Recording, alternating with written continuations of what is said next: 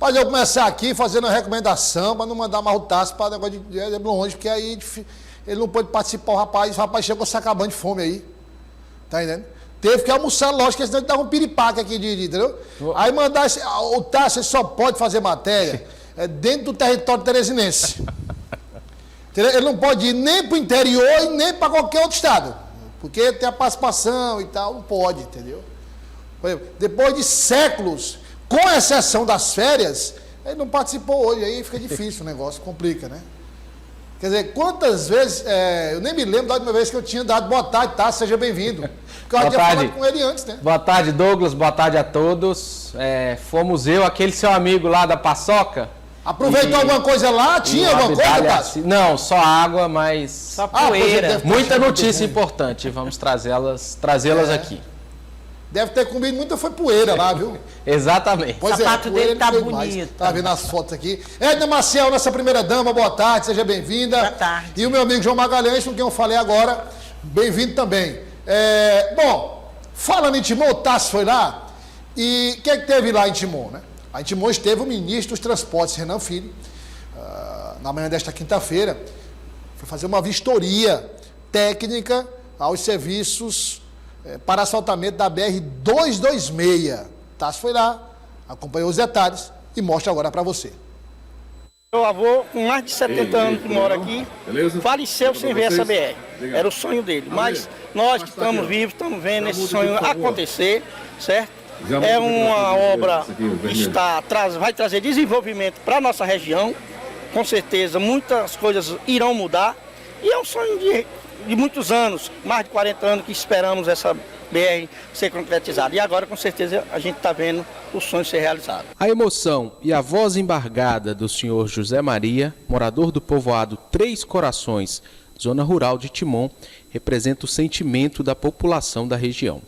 Famílias que moram às margens da BR-226. A rodovia, criada há mais de 40 anos, até hoje não possui pavimentação. Uma realidade de buracos e poeira. Um cenário que começa a mudar a partir de hoje. Na manhã desta quinta, o ministro Renan Filho anunciou o início do asfaltamento do trecho que liga Timon ao povoado Baú, em Caxias. Agora o Brasil voltou para fazer obras importantes como essa.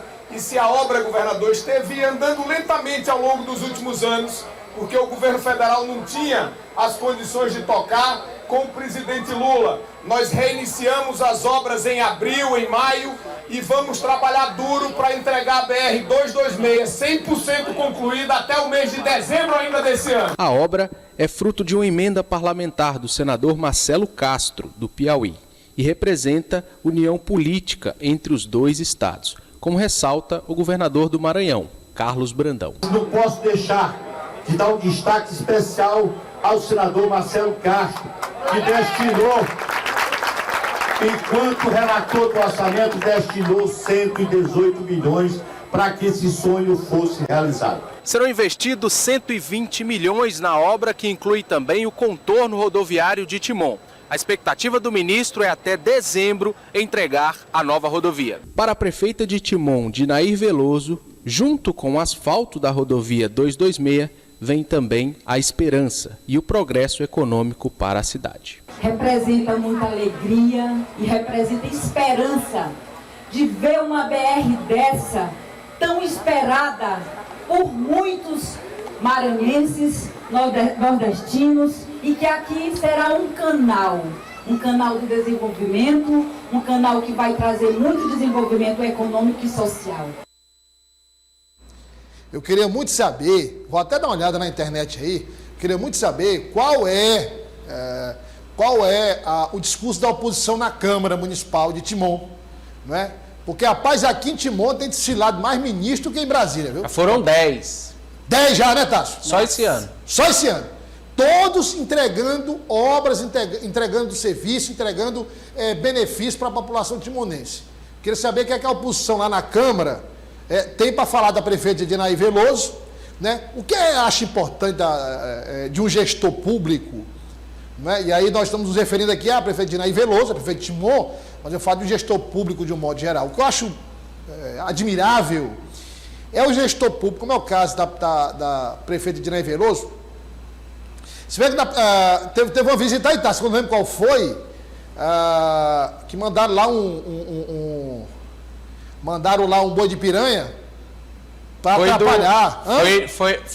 Foi um asfaltamento e obras. Asfaltamento é mandar lá um boi de piranha, saneamento, disfarçado de repórter, para fazer uma pergunta lá ao ministro para tentar colocar o ministro numa situação constrangedora, né? Pararam, nós denunciamos aqui e tal, parou. Nas redes sociais também, todo mundo comentou e tal. Aí a oposição parou com essa estratégia aí, né? Parou.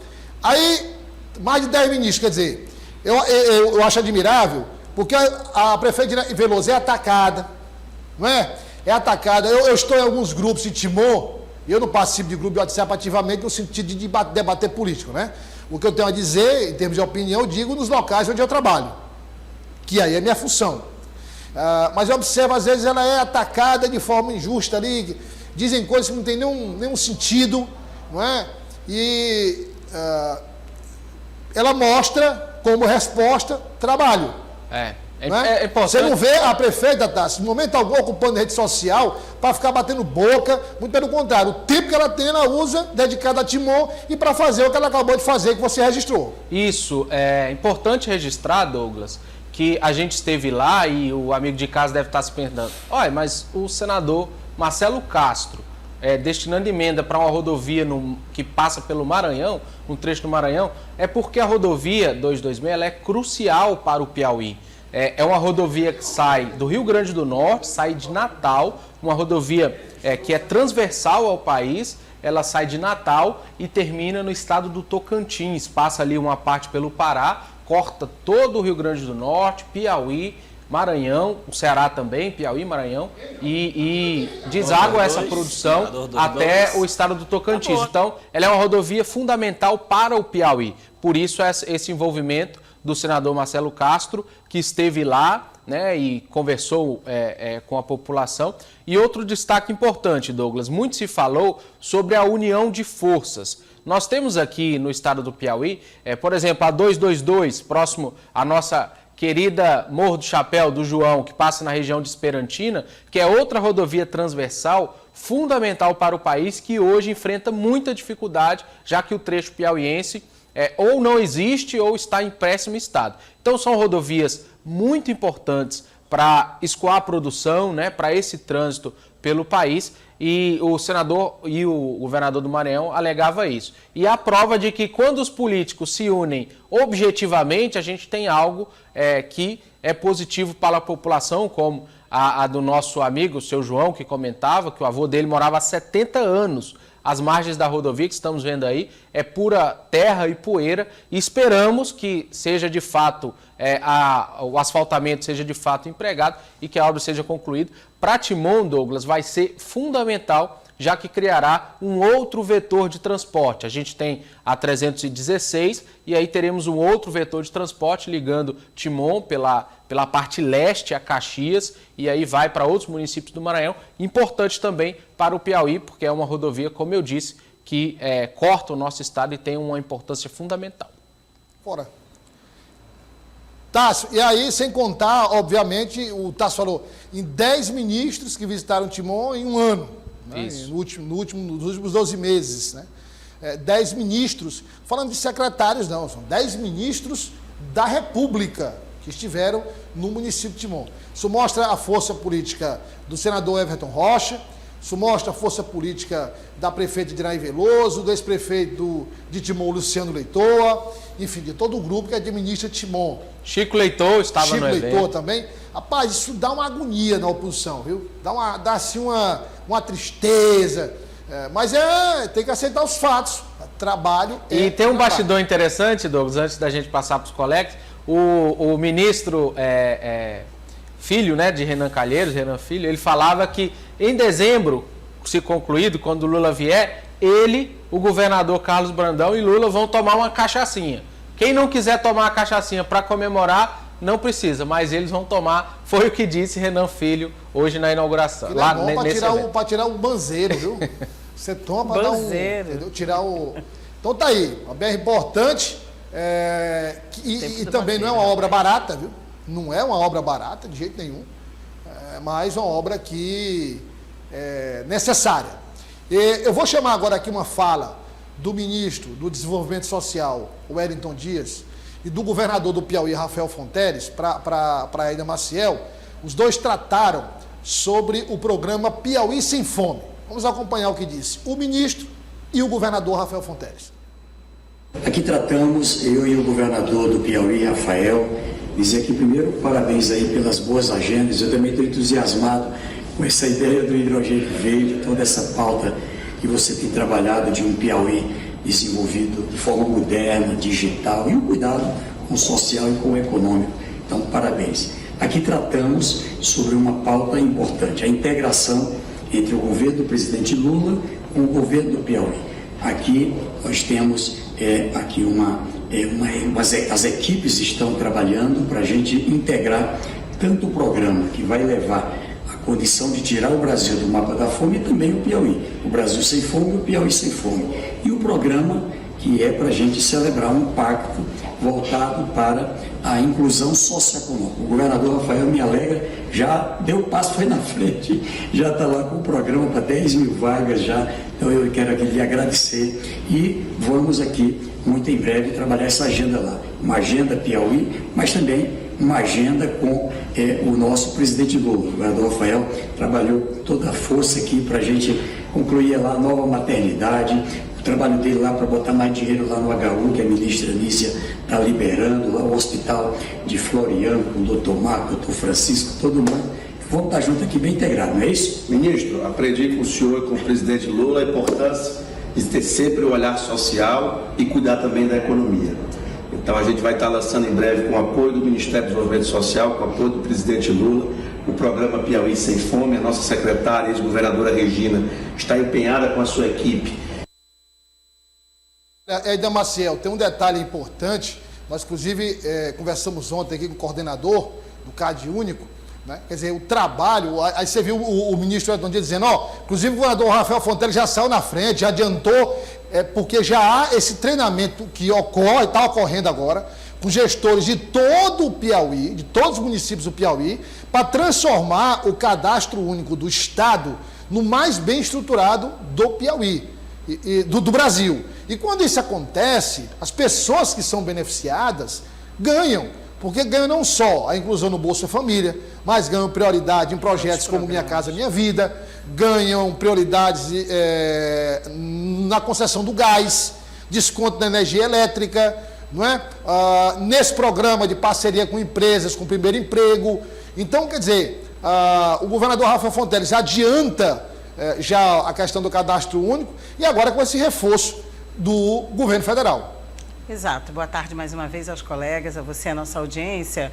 Bem, infelizmente ainda nosso país também é um país que ainda vive a questão da fome e de que precisa também de programas do governo. Porque o ideal mesmo, né, Douglas, é que os programas, aos poucos, as pessoas que estão enquadradas, que estão participando desses programas ou beneficiadas, como costumam dizer, consigam recursos, emprego, estudo e aos poucos vão saindo desses programas. E o que a gente quer é tirar o Brasil desse mapa da fome, né, de estar incluído. Então, esse cumprimento de agenda em Brasília do governador com o ministro marca mais uma vez aí nas falas dos dois que nós estamos vendo nas redes sociais, o Piauí mais uma vez sendo exemplo, o Piauí sendo referência, saindo na frente, e é como você diz, o CAD Único e também essa busca ativa que se faz para ver quem realmente precisa estar nos programas, né, como o Bolsa Família, que foi aí o centro das atenções antes das eleições, depois, durante e depois. A grande importância, o que se pede é que as pessoas realmente, quem está no cadastro, quem está no registro, quem tem a necessidade real de ser ajudado pelo governo federal e estadual, ser beneficiado com esse programa, que é um programa nacional, e como você citou aí, diversos outros benefícios, que seja fiscalizado, né? Que o programa, além da gente bater palmas, parabenizar esses incentivos e esses apoios, mas também a gente tem que ficar de olho na fiscalização de cada um desses programas, para que seja sempre feita essa peneira, para que as pessoas beneficiadas sejam as que realmente precisam, né, de alimentação, de habitação, de assistência social. Vamos agora tratar de sucessão municipal Teresina. Ó, prometi um negócio de Pix, mas não deu não, viu? Mas amanhã eu trago, sexta-feira. É porque eu estive ocupado aí, amanhã eu trago, negócio de Pix. Todos os caminhos levam a Pix. Todos os caminhos. Aliás, o Tasso falou aí... né? Literalmente, né? Como é, João? Literalmente, afinal de contas é um entroncamento. É um entroncamento, se você for, são mais de 40 cidades. O Tasso falou aí, eu me lembrei, eu disse ontem aqui, inclusive no jornal, o seguinte, que Minas Gerais, na eleição presidencial, é um retrato do Brasil, né? Normalmente... ganhou em Minas, ganha no Brasil. Quem ganha em Minas, ganha no Brasil. E, normalmente, em Minas Gerais, o resultado da eleição presidencial é mais ou menos o resultado nacional. Por conta da representatividade, são vários... são brasileiros de vários estados que moram lá. É um estado muito grande, com muitos municípios e tal. A nossa Minas Gerais, aqui no Piauí, chama-se Pix. Pix é mais ou menos a representatividade do que acontece na eleição estadual e tal. Municipal não, mas estadual é mais ou menos. Basta olhar o último resultado. Então, amanhã eu trago. Mas olha, aqui em Teresina, o presidente da Assembleia Legislativa, Franzé Silva, falou sobre o apoio de Jesse Lima, que foi filiada agora ao Solidariedade. Acompanhe. De forma muito positiva. Nós não estamos tratando de esquerda ou de direita, nós estamos tratando de uma unidade em torno de uma necessidade de administrar essa cidade novamente. Teresina precisa ser cuidada e a vinda da Jesse Lima agrega muito, porque nós temos uma pessoa que foi candidata, que discutiu Teresina, que vem de um segmento mais ao centro e que isso faz com que a gente tenha mais responsabilidade com esse projeto. João Magalhães, como eu disse, foi um pombo, né? A Jesse Lima chega, tá, inclusive trouxe um detalhe interessante da fala dela, disse, olha, eu mudo de partido, eu não ligo para ideologia, eu ligo para a população, para os projetos e tal. Mas aí o combo filiação à Solidariedade, pré-candidatura à vereadora e apoio a Franzé Silva.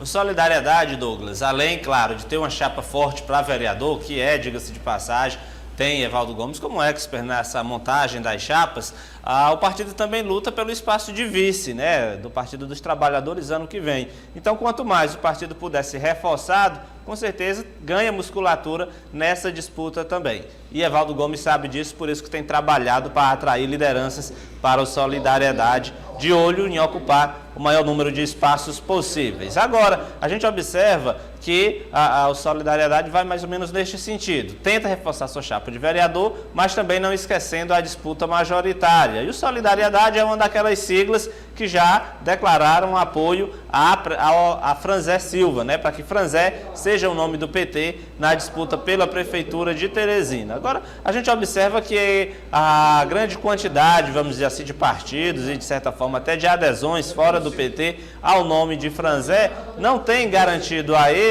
um posicionamento bom junto à população. É algo que a gente ainda precisa observar e a gente até tem comentado que essas disputas internas, esses debates internos do PT acabam favorecendo a agenda do partido, porque todo mundo começa a comentar, todo mundo começa a repercutir e aí de repente o PT acaba suplantando os demais partidos aliados, né, que também projetam ou projetavam uma candidatura própria. Mas o que a gente observa no que diz respeito à Solidariedade é exatamente esse esforço de ter uma chapa competitiva para a Câmara e lutar também pelo espaço de vice, e aí não há espaço para desunião. Inclusive, Evaldo Gomes é um líder lembrado exatamente por formar um time coeso. Então, está chegando no Solidariedade, o projeto, a liderança é de Evaldo Gomes. Normalmente, principalmente na montagem das chapas, durante o período eleitoral, o deputado Evaldo não tem muito aquela tradição de estar colocando em seu grupo político aqueles que não seguem a sua liderança. Agora, o vereador Dudu, vamos ouvir agora essa fala do vereador Dudu, que comentou sobre a reunião que ele teve com o secretário de governo, Marcelo Noleto, e ele falou também sobre investimentos em Teresina. Vereador Dudu. Secretário Marcelo Noleto, muito animado como sempre, me colocava ontem assim, uma espécie de balanço da viagem do Rafael na Europa, muito positiva para o Piauí, com muita expectativa e perspectiva de novos investimentos para o Estado. E, obviamente, Teresina, que é a nossa capital, que é a minha terra natal, onde eu represento esse povo da cidade, nós colocamos. E o secretário dizia que o governador vai continuar intensificando obras, ações aqui na capital. E óbvio que há exemplo do orçamento popular, que é um marco nos governos do Estado, de o povo poder indicar aí 40 milhões em obra, também vai ter as intervenções de vereadores, de outras lideranças. Então isso é muito importante para a cidade, porque somos nós que estamos no dia a dia. Ô Tássio Cruz, eu acho que a fala do vereador Dudu é uma fala autoexplicativa, né? Já deu para entender o que o vereador falou. O que eu queria era aproveitar a presença do vereador Dudu no Jornal Dia News para lhe perguntar o seguinte. Claro, a gente está no período pré-eleitoral ali, todo mundo está querendo fazer sua média, né? Quer dizer, ganhar pontos com o teresinense e a teresinense. Mas, voltando àquela votação da Câmara, aquela inclusão das 3 categorias, a inclusão que não estava prevista pelo Palácio da Cidade, ali já não seria, de um lado até tentar fazer uma média com as categorias e ganhar ponto, mas de um outro lado, já não seria ali, digamos, um ensaio de como será a bancada do PT após o lançamento do candidato? É complexo, Douglas, a construção. Concordo com você que foi, de certa forma, uma intromissão na autonomia da prefeitura, né? Já que você aumentando as categorias, você cria um embaraço natural para o prefeito, que foi contornado pela habilidade de Antônio Zé Lira, mas cria, sim, uma dificuldade. E eu concordo com você, a partir do momento que o PT tiver uma definição, os petistas vão ter que se definirem.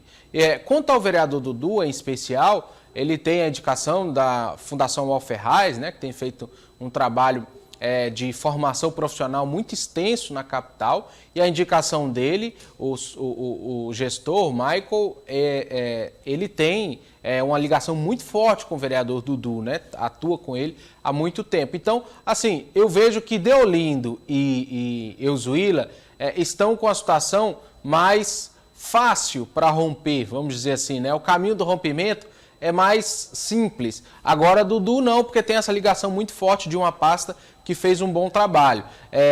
Vamos aguardar, eu acho que com a definição do candidato, isso vai ser natural. A maneira será a abordagem, né? Se será uma abordagem mais radical, um rompimento incisivo, ou se será aquele rompimento suave, imperceptível, que não vai deixar rusgas, né, e estremecimento entre eles e o prefeito. O que de fato existe é que o prefeito sabe que esses 3 vereadores não votarão nele e até o momento tem se dado bem com isso. Vamos ver no futuro como é que o prefeito vai lidar com essa situação, mas eu não acredito que esses 3 vereadores façam uma oposição radical, ferrenha a doutor Pessoa. E agora nós vamos falar da SAAD Sudeste 2. O vereador de Teresina, Marquinhos Costa, confirmou a posse do novo superintendente e explica como vai ser a divisão dos bairros. Acompanhe aí. Tivemos uma reunião juntamente com a superintendente Vânia e o engenheiro Andrei, que atualmente é vice-presidente do CREA. Foi um quadro técnico que a gente indicou para fazer um bom trabalho na região Sudeste. Mas ficou já definido, então, a questão da delimitação da atuação dessa nova SAAD? Esse era o ponto ainda que não tinha sido resolvido. Não, já sim, já foi inclusive publicado no Diário Oficial do município a área de delimitação de cada SAAD. Então a SAAD 1 já sabe a sua área de atuação, usamos ali a região Avenida Noé Mendes e a Joaquim Nelson como delimitação, juntamente com alguns bairros principais. O de C1 e o de C2 foi dividido. A SAAD 2 ficou com atuação ali no Alto da Ressurreição, Frei Damião, Gurupi. Então agora que essas 2 áreas estão realmente delimitadas, continuar o trabalho, pensando sempre no desenvolvimento da região. Marcel, aí está todo mundo acomodado. O problema é que novos partidos estão chegando, novas pessoas estão chegando. Como é que vai acomodar esse povo, né? Bom, o que a gente estava até falando sobre as questões aí de divisões de cargos e agora posicionamentos também aí, depois que anunciarem, no caso do Partido dos Trabalhadores, depois que anunciarem o nome, a gente vê como é que vai ficar mesmo. Eu faço esse comparativo a essa situação também. Às vezes não, na política, para acomodar algumas pessoas ou alguns apoiadores, acontece esse tipo de coisa. A gente está vendo aí o quê? Essa questão das SAADs foi tão polêmica, nós mesmos comentamos aqui, eu estava conversando agora nos bastidores com o amigo Tássio. Essas são situações bem delicadas, principalmente para a população, porque a gente vê aí as SAADs divididas, é a mesma região. Como é que fica para a comunidade? Qual é a diferença, né? Os recursos para cada uma, vai ou não realmente afetar a questão econômica? Não existe gastos quando se faz duas secretarias, ou quando se divide as secretarias, ou mesmo essas gestões. Então, assim, há a questão política, né? E como você já está colocando, e agora, como é que vai acomodar todo esse pessoal? Porque se você assume uma secretaria, se você começa uma gestão, você leva seus assessores, né? Você tem que formar a sua equipe técnica. Como é que isso aí está sendo feito? Então, eu acho que, assim, há que se ter muito cuidado, não só com a questão da gestão, da administração, envolve uma questão política, mas principalmente com o atendimento à comunidade, com o entendimento da comunidade, que é quem coloca todo esse pessoal à frente aí, desde que elege prefeito, desde que elege pessoas na Câmara que indicam, enfim. É uma situação que tem que ser bem acomodada, até mesmo pensando, que a gente sabe que estão pensando em 2024. João Magalhães, eu vou trazer para você um tema que nós já tratamos aqui, mas eu queria ouvir você sobre isso, que é sobre a fala do vereador Dudu, quer dizer, e também baseado no que a Aida falou. Cargo é o seguinte, se não existe, você cria. Para criar tem que mandar projeto para a Câmara, gera toda aquela confusão que a gente já viu. Quanto mais se aproxima do período eleitoral, pior fica para aprovar, não é? Bom. E mais caro. E mais caro. Agora, o que é que acontece? Se não tem como criar e não existe disponível, o que é que ocorre? Você, para ocupar cargo, tem que desocupar alguns primeiros. Quem é que deve desocupar primeiro? O PT, porque vai já escolher um candidato. Então, não é possível. Isso não vai ficar, porque tem candidato, não vai ficar. Então aí abre uma brechinha para outra pessoa acomodar alguns aí, os novos aliados, né? A pergunta é, o que esperar, João, na sua opinião, do PT após o desembarque da Prefeitura? Olha, Douglas, é interessante. Eu imagino que primeiro a gente precisa separar a bancada de vereadores do PT do partido, né, do restante do partido, porque o restante do partido a gente sabe, faz oposição ao doutor Pessoa, tem projeto de candidatura própria, inclusive está aí às vésperas, né, vamos dizer assim, de escolher o nome para disputar o Palácio da Cidade. Por outro lado, a bancada está naquele momento em que em que faz uma espécie de jogo duplo, porque à medida em que, claro, sabe que vai caminhar com o partido num projeto de candidatura própria, não quer deixar os cargos que tem na estrutura da Prefeitura de Teresina. E a Prefeitura sabe da importância de 3 votos no Parlamento, principalmente porque a base de doutor Pessoa não é muito sólida, e 3 votos podem fazer a diferença em uma votação importante para o município. Eu diria que se a Prefeitura acertar o passo, vai conseguir não manter o apoio político dos vereadores do PT, mas pelo menos o voto favorável dessa bancada em projetos importantes. O que para a Prefeitura é essencial, como eu disse, de repente chega lá um projeto importante, a base do prefeito doutor Pessoa não é sólida para fazer uma maioria, então o prefeito não pode abrir mão desses 3 votos do PT. Mas sabendo que o partido não vai estar junto com ele, aí, obviamente, vou ter que chegar no meio termo ali na negociação, porque os vereadores não apoiam o doutor Pessoa politicamente, mas podem apoiar a aprovação de a gestão na medida em que vota, né, em projetos favoráveis à prefeitura. E para o vereador não é tão complicado, porque ele pode dizer, a gente critica quando tem que criticar, mas na hora de ajudar o município, a gente ajuda a aprovar aqueles projetos que a gente entende que são bons para a cidade.